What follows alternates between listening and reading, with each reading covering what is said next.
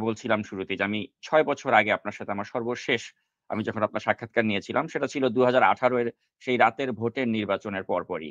এবং ওই নির্বাচনের আগে আপনি একটি মানে একটি বাক্য আপনি প্রচলন করেছিলেন অনলাইনে যেটা অনেকের মুখে, মুখে ছিল যে, "ভোট কেন্দ্রের উপস্থিতি পাল্টে দেবে পরিস্থিতি।"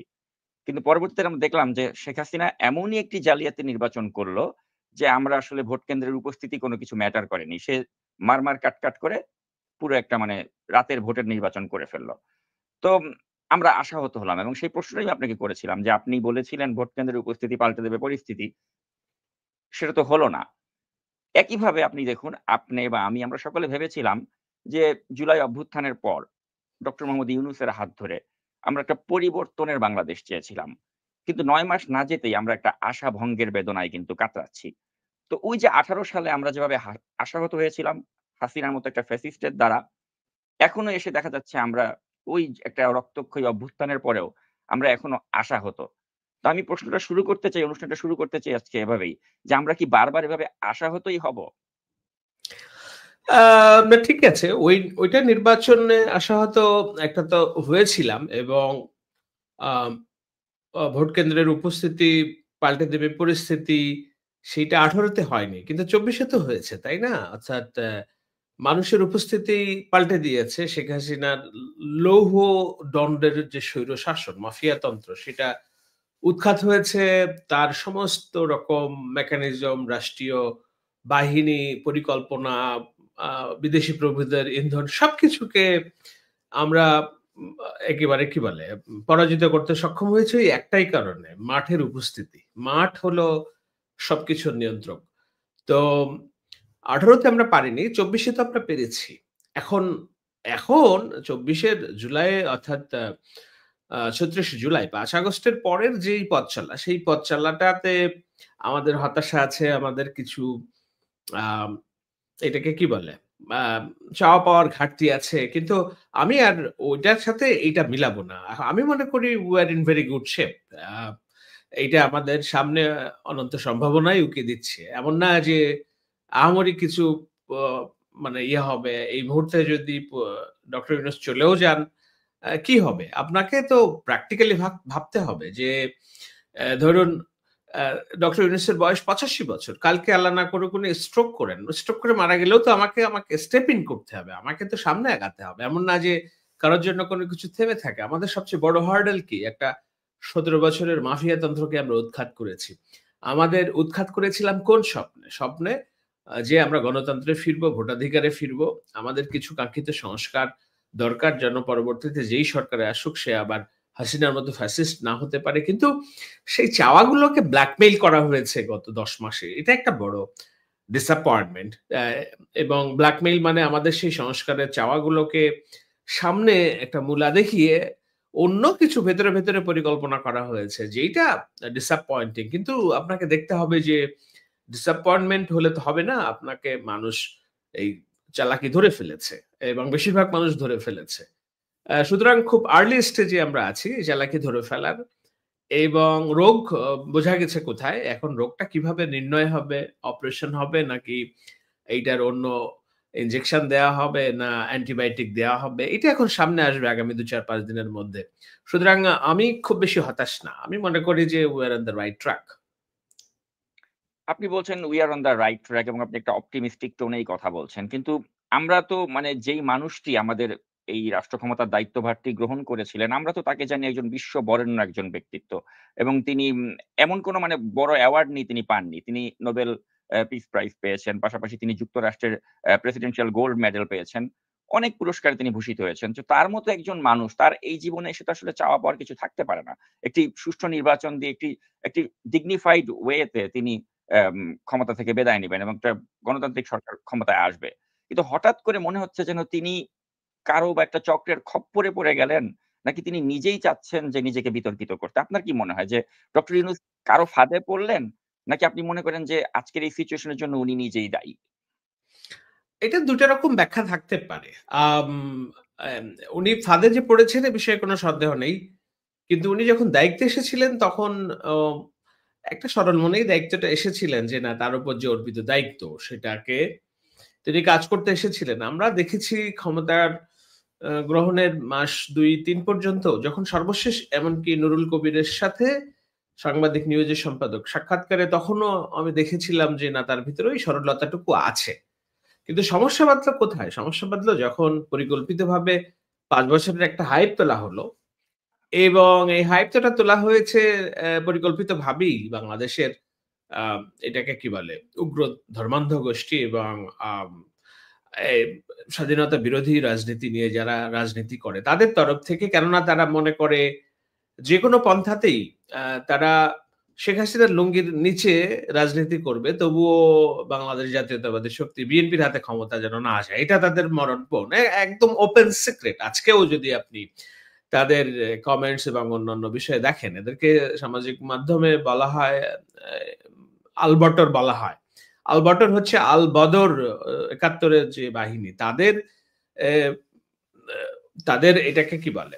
তাদের চিন্তাধারায় লালিত নতুন প্রজন্ম যেটা সেটা আলবটর। আবার এদের ফেক আইডি যেহেতু ব্যবহার করে বট আইডি এজন্যও তাদেরকে বলা হয় বটর, আলবটর। তো এই এই গোষ্ঠীকে আলাদা করা হয়েছে এইভাবে। তো সেই আলবটর গোষ্ঠী তাদের আ সম্মিলিত প্ররোচনায় ৫ বছরের যে হাইপ তোলা হয়, এই হাইপটা গিলে খেয়ে ফেলেছিলেন ডক্টর ইউনূস নিজে হয়তো এই হাইপ সরাসরি উপভোগ করেন নাই কিংবা টেনে নেননি। তার আশপাশে যে চামচা, খামার কিছুটা লক্ষ্যভ্রষ্ট জনগোষ্ঠী আছে, পদপদবী আমি নাম বলছি না, সবই আমাদের পরিচিত লোকজন, কাছের লোকজন।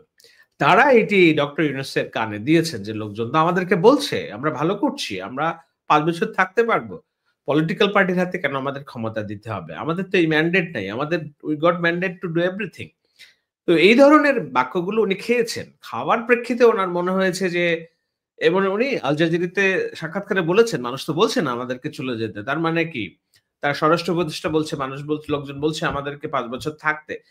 তো এই যে তারা যেই মোহ নিয়ে কিংবা যেই দায়িত্ব নিয়ে ক্ষমতায় এসেছিল, দায়িত্ব নিয়েছিল, সেই দায়িত্বটা তারা ভুলে যেয়ে কি করলো? তারা এই হাইপ, সোশ্যাল মিডিয়ার হাইপ যেটাকে পরিকল্পিতভাবে তোলা হয়েছে একটা ভিন্ন গোষ্ঠী থেকে, সেটা তারা খেয়েছে। এবং একই সাথে এটাকে কি বলে? সরকারের অভ্যন্তরে কিছু ব্যক্তিবর্গকে ঢুকিয়েছেন ডক্টর ইউনূস ওই হাইপের পাল্লাকে কেন্দ্র করে যে, না আমাদের পক্ষে ব্যাপক জনসমর্থন আছে এবং এইটা করার জন্য আমাদের কিছু হ্যান্ডস লাগবে। সেই হ্যান্ডস এর একজন হচ্ছে এই রজার রহমান। তাকে ঢুকানো হলো। যেই মূলত আ সরকারের সব তথ্য বাইরে পাচার করছে এবং সেনাবাহিনী, রাষ্ট্রের প্রতিরক্ষা বাহিনীর সাথে দ্বন্দ্ব তৈরি করে সেনাবাহিনীকে ডিসম্যান্টেল করার যে চক্রান্ত সেগুলো করছে। সে সবকিছু মিলিয়ে এই যে অবিশ্বাস সন্দেহের দানাটা বেঁধেছে, আপনি বলছিলেন এটা কার ফেইলিউর? এটা কি ডক্টর ইউনূস না বুঝে করেছেন না নিজে ইচ্ছাকৃতভাবে করেছেন? আমি বলব it's a mix and match. Um এমন না ডক্টর ইউনূস ৮৫ বছর বয়স। তাকে কেউ ভুল বোঝাবে না, তিনি ভুল বুঝবেন, এমন না। নিশ্চয়ই তার ভিতরে ওই দীর্ঘমেয়াদী ক্ষমতায় থাকার খায়েশ আছে, ছিল। সেইখান থেকে এই স্বপ্নভঙ্গটা হয়েছে। যে কারণে আজকে তার পদত্যাগটা আলোচনায় এসেছে। যেটা ৫ বছর হাইপ করতে, করতে এখন ৫ মাসেও ঠেকবে কিনা এরকম একটা জায়গায় এসে পৌঁছেছে। তো এইটা আম এইটার পেছনে কারণ আছে। আমি বলব যে ধরুন ডক্টর ইউনূস তো একটা রাজনৈতিক দল করতে চেয়েছিলেন একটা সময়। তো রাজনৈতিক দল মানুষ কখন করে? যখন তার নেতৃত্ব দেওয়ার শখ হয়, যখন তিনি মনে করেন যে I can lead the country better. সেই রাজনৈতিক দল করার ১২ দিনের মাথায় তিনি যখন বুঝলেন যে না তার চাওয়া এবং বাস্তবতা এক না, তিনি গুটিয়ে ফেললেন। তিনি ভাবলেন যে না আমার ব্যক্তিগত যেসব অর্জন, নোবেল এবং অন্যান্য গ্রামীণের বিলিয়ন ডলারের ব্যবসা-বাণিজ্য, তো সেগুলো তিনি এগিয়ে নিবেন এবং সেটা নিচ্ছেন এবং সেটা নিতে যেয়ে দেশের রাজনীতি নিয়ে কোনদিন তিনি মাথা ঘামাননি। নট আ সিঙ্গল ডে আমরা ১৭ বছর যখন গণতন্ত্র শেখ হাসিনার বিরুদ্ধে লড়ছি, কোনদিন একটা দিনের জন্য তার বিদেশি বন্ধুদের বলে নাই যে না we are in deep shit, we are in deep crisis, এখানে একটু নজর দাও। নো। যখন তিনি ব্যক্তিগতভাবে আক্রমণের শিকার হলেন, জেলে যাওয়ার আগে হলেন, তখন তিনি বললেন যে না আমরা তো মহাসমুদ্রে পড়ে গেছি। এটা মহা ঝামেলাই হচ্ছে।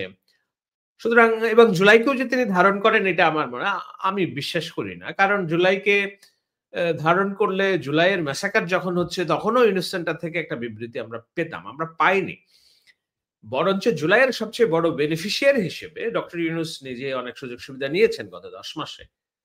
তো এখন আমি যেটা বলছিলাম ডক্টর ইউনূস ক্ষমতা দেশকে লিড দেওয়ার স্বপ্ন তার আগে থেকেই ছিল। তিনি রাজনৈতিক দল করেছিলেন, পারেননি। গণশক্তি রাজনৈতিক দল হয়নি। এখন যখন দেখলেন যে না ছাত্র জনতার অভ্যুত্থানে তাকে একটা দায়িত্ব দেওয়া হয়েছে এবং রাস্তাঘাটে মানুষ ৫ বছর ৫ বছর করছে, why not ৫ বছর? এইটা তার মনে গেঁথেছে এবং সেটার ক্যাটালিস্ট হিসেবে তিনি আশপাশের কিছু মানুষকে নিয়োগ দিয়েছেন। তিনি ভেবেছেন সোশ্যাল মিডিয়ার কিছু গুরুত্বপূর্ণ ব্যক্তি এবং প্রভাবশালীরা তার পক্ষে হৈ, হৈ করলে তিনি জিনিসটাকে কাটিয়ে উঠতে পারবেন। কিন্তু রাষ্ট্র চালানো তো একটা পলিটিক্যাল স্ট্রাকচার এর বিষয়। আজকে বিএনপি তার সমস্ত ইউনিটের 1% ও এনগেজ করে নাই। একমাত্র ঢাকার মেয়রের একজন নেতা তার ইউনিটকে এনগেজ করছেন। তাতে দিশেহারা হয়ে গেছেন। আজকে যদি বিএনপি তার 100 ইউনিটকে এনগেজ করে রাজপথে, যারা ষড়যন্ত্র করছে তাদের তো একেবারে এটাকে কি বলে? তার মানে টিকিও খুঁজে পাওয়া যাবে না, তাই না? তো এইগুলো হচ্ছে পলিটিক্যাল স্ট্রাকচার। আপনি রাষ্ট্র ক্ষমতায় দীর্ঘদিন থাকার প্ল্যান করবেন কোন স্ট্রাকচারের উপর ভিত্তি করে? আপনার দরকার হলো রাষ্ট্রের এস্টাবলিশমেন্টের সমর্থন, রাজনৈতিক দল, সেনাবাহিনী, প্রশাসন। আপনি রাজনৈতিক আপনার দল নেই। আপনি ভাবছেন জামায়াতে ইসলামী, এনসিপি আপনাকে রাজনৈতিক দল হিসেবে সমর্থন দিবে। এদের তো পলিটিক্যাল স্ট্রাকচারই নাই। ঢাকার বাইরে গেলে, গাজীপুরে গেলে এরা মাইর খায়। ঢাকার বাইরে খুলনায় গেলে ৩ জন মানুষ এরা জোগাড় করতে পারে। ঢাকা ইউনিভার্সিটির ক্যাম্পাসের বাইরে এদের কোনো মানুষ চিনে না। এদের কোনো পলিটিক্যাল স্ট্রাকচার নাই। আপনি এদের উপর ভরসা করে আপনি দীর্ঘমেয়াদী ক্ষমতায় থাকবেন। রাষ্ট্রের এস্টাবলিশমেন্ট, প্রতিরক্ষা বাহিনীকে আপনি পাশ কাটিয়ে তাদের আস্থায় না নিয়ে আপনি ক্ষমতায় থাকবেন। এটা তো দিবাস্বপ্ন, তাই না? তো এইজন্য এইসব নানান ভুলের কারণে এই জিনিসগুলো হয়েছে। তো দেখা যাক, এইখানে ভুল থেকে তো মানুষ শিক্ষা নেয়। আমরা শিক্ষা নেই। আশা করি যে তিনি পদে থাকবেন। কেননা পদে আরোহণ করা সহজ, পদে থেকে চলে যাওয়া অনেক কঠিন। এটা ডক্টর ইউনূস নিশ্চয়ই খুব ভালো করে বুঝবেন। দেশে যদি ঝামেলা হয়, দেবালয়ে নগরে আগুন লাগলে দেবালয়ে রক্ষা হয় না। শুনতে কর্কশ শোনাবে কিন্তু এটি বাস্তবতা। ডক্টর ইউনূস বিলিয়ন ডলারের ব্যবসা-বাণিজ্য চালান ঢাকা শহরে। তার এইসব প্রতিষ্ঠান অরক্ষিত থাকবে না। নগরে যদি আগুন লাগে। বাংলাদেশের যদি আবার রক্তপাত হয় জুলাইয়ের পরে, এটার দায় ডক্টর ইউনূসকে নিতে হবে। সুতরাং তিনি তার কোর্সে ফিরে যাবেন। অর্থাৎ যে উদ্দেশ্যে এসেছিলেন একটা ইন্টারিম গভর্নমেন্ট হিসেবে, সেই ইন্টারিম গভর্নমেন্টের কালকে কিচ্ছু না। আমি বেশি বলে ফেলছি কিনা? কিচ্ছু না। আপনি একটা কালকে রাজনৈতিক দলগুলোকে ডাকেন। ডেকে বলেন, "ওকে ফাইন, আমি ইলেকশন দিব জানুয়ারির ১৫ তারিখে। তোমরা বলছো ডিসেম্বরের, নো আমি ডিসেম্বরে দিব না। জানুয়ারির ১৫ তারিখ ইলেকশন। বাট আমি তোমার কাছ থেকে এই ৫ টা জিনিস চাই। কি? বাংলাদেশে যেন কোনদিন তত্ত্বাবধায়ক সরকার ব্যবস্থা বিলুপ্ত না হয়। নির্বাচন যেন নিরপেক্ষ সরকারের অধীনে হয়। এটা আমাদেরকে জুলাই সনদে আমার কনস্টিটিউশন এ ইনক্লুড করতে হবে। ২ পুলিশ যেন কোনদিন রাজনৈতিক ইনফ্লুয়েন্স এ কাজ না করে। মানুষ যেন ন্যায় বিচার পায়। ৩ বিচার ব্যবস্থাকে আমরা এমনভাবে ঢেলে সাজাবো, বিচারক নিয়োগের প্রক্রিয়া এমনভাবে করব, যেন বিচারক রাজনৈতিক পক্ষপাতিত্বের রায় না দিতে পারে। ৫ টা বড় সংস্কার আমার দরকার। এই ৫ টা বড় সংস্কারের ম্যান্ডেট ওয়াদা আপনি রাজনৈতিক দলগুলোর কাছ থেকে নিয়ে নেন এবং বলেন, "আমি জানুয়ারি ১৫ তারিখ ইলেকশন দিচ্ছি। কিন্তু তোমরা আমাকে এইগুলো যত দ্রুত সম্ভব ওকে করে দাও।" ওই সংকেত দিন, সাইট নিন টাইপের একটা লেখা থাকে না ট্রাকে, সংকেত দিন, সাইট নিন। তা আপনি সংকেতটা দিন যে ১৫ তারিখে ইলেকশন কিংবা ডিসেম্বরের ৩১ তারিখে ইলেকশন। আর এই ৫ টা জিনিস আমার দিতে হবে। এই সেট গিভ অ্যান্ড টেক। আমার সকল সমস্যার সমাধান মিটে গেছে। সেটা না করেই তাইরে নাইরে ধানাই পানাই এটাও সেটা। এগুলো তো মানুষ আজকে ৮ মাস ধরে বলছে আমার একটা রোড ম্যাপ দেন, একটা রোড ম্যাপ দেন। এরা কি রাস্তায় ১৭ বছর ধরে শেখ হাসিনার বিরুদ্ধে আন্দোলন সংগ্রাম করছে? এরা কি এত ঠুনকো যে ডক্টর ইউনূসের কাছে প্রতিদিন জ্ঞান করবে আমার রোড ম্যাপ দেন, রোড ম্যাপ দেন। ডক্টর ইউনূসে কেন বুঝেন নাই যে না এগুলো ধৈর্যের সীমার বাইরে চলে গেলে পরিস্থিতি নিয়ন্ত্রণের বাইরে থাকবে? আমি তো বললাম তার ১০০ ইউনিটের একটা ইউনিট এনগেজ করছে খালি দুঃখিত ঢাকার মেয়র ইশরাককে এনগেজ করছে। সেটাই তো এতটাই টিকতে পারছে না। তো যে এটাই।